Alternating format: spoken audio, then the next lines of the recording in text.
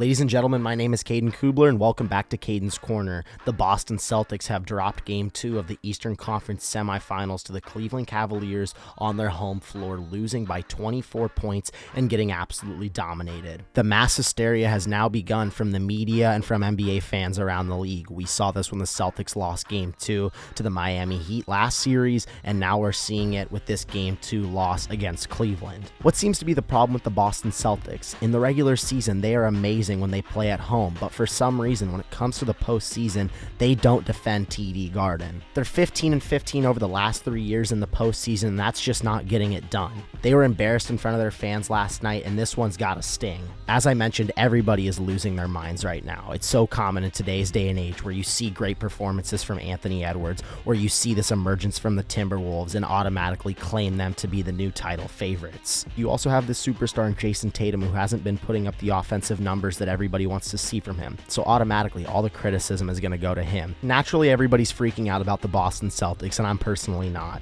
You go back to a few weeks ago in the first round of the playoffs when Boston lost their second game against Miami. The Heat shot a franchise record of three-pointers and beat the Celtics on their home floor, and everybody started freaking out in the media. Here's the same old Celtics. They can't win in the playoffs. They're back to disappointing their fans in the postseason. But they woke up the rest of the series. They beat them by double digits in every other game, and gentlemen swept them, moving on to round 2. Now, Boston Game 1 dominated Cleveland, but you didn't see this offensive masterclass from Jayson Tatum. And then coming into Game 2, Boston yet again drops the ball, and now they're looking at a 1-1 series with Cleveland now having the home court advantage. In the second half, I saw a stat that Boston went 1 for 15 from three-point range. They were generating great looks. Derek White had numerous wide-open three-pointers and just simply couldn't knock them down. In the third quarter alone, the Celtics did not hit one three-pointer, and that's ultimately what you expect from this team. One of the biggest problems that they've had under Joe Mazzulla is that they live and die by this three ball. Now, it was also quite the anomaly that Cleveland shot so well from beyond the arc. They shot nearly 47% from three-point range,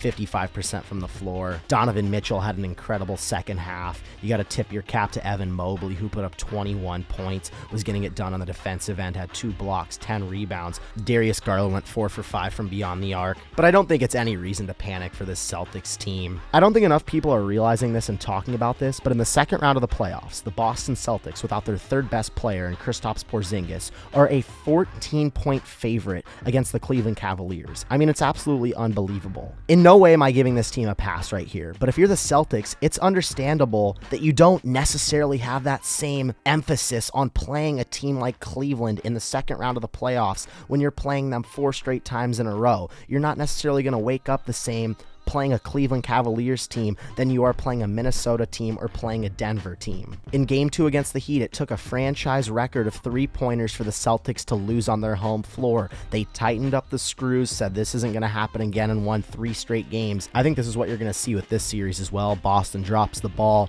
Darius Garland and Donovan Mitchell can't miss in the second half, and they get embarrassed on their home floor. The Celtics will be fine. They only shot 22% from beyond the arc. Their closeouts are going to be a lot better on Donovan Mitchell and Darius Garland. It is a little bit concerning with the size discrepancy that they have without Kristaps Porzingis, but I'm not too worried on that side of the ball as well. So I have the Celtics winning this series in 5 in a nice little gentleman's sweep. But I'm not going to sugarcoat anything for you here because the Celtics repeatedly in the playoffs have issues like these, and it really makes you scratch your head. The Celtics have no excuse to be losing this many games on their home floor. They have no excuse to even be remotely struggling in the Eastern Conference. And Jayson Tatum needs to stop settling for three-pointers.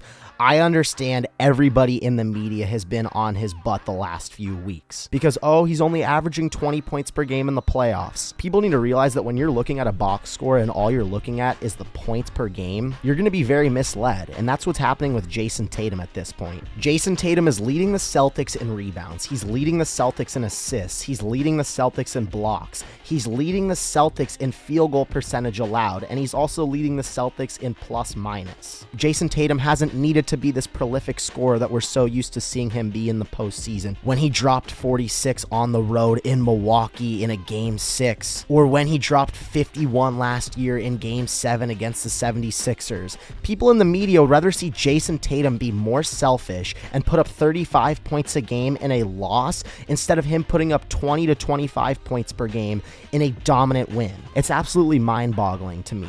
But on the other hand, I will say that Jayson Tatum at times tends to settle and take way too many three-pointers. Jayson Tatum is 6'9", has amazing handles, can pull up, can create for his team, can get downhill, and can finish with the best of them. I'm sick of seeing him take sidestep three-pointers and settle when he gets bigger guys on him or smaller guys on him. When he gets downhill and creates contact and gets to the line, when he gets downhill and kicks the ball, that leads to great ball movement and wide open threes for guys like Hauser, Pritchard, Derek White, and so on. This team becomes too heavily reliant on this three ball, and when it doesn't fall, they look abysmal and everybody freaks out. But when they're knocking down their shots, which happens 99% of the time, they're the best team in the NBA. Recency bias is a real thing, and it's driving me nuts right now. Everybody's looking at the Western Conference and looking at Anthony Edwards and how amazing he's playing. Don't get me wrong, I'm not taking anything away from him right now because he's one of those guys that's going to dominate the league for the next decade. But let's not forget the greatness of Jayson Tatum and how good this Boston Celtics team is, because I promise you, in the finals, a Minnesota versus Boston series would be phenomenal.